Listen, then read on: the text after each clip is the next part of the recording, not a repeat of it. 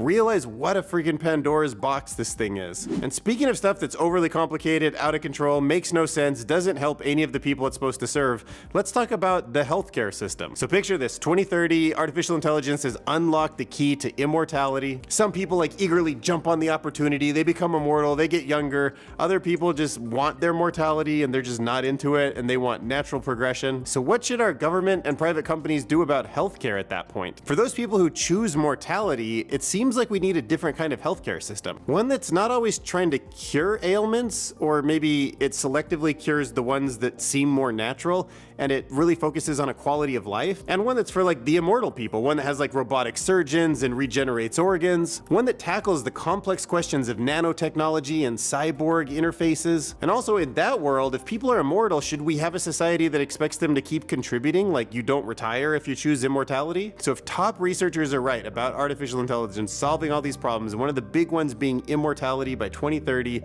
just, oh my gosh, like what a different world, what a different kind of debate we're gonna be having in the future. But one thing they should change right now, smash that subscribe button. Happy, it might decide that immortality isn't something we should have access to. You know, a lot of movies and philosophers have talked about how having an endpoint to our life is part of what gives us meaning. And maybe we'll end up in a world where we have the technology to extend life, but we don't. We just don't. So not something I feel like we're on the cusp of, because what it means is tiny machines, so tiny in fact that they're like smaller than the size of a cell.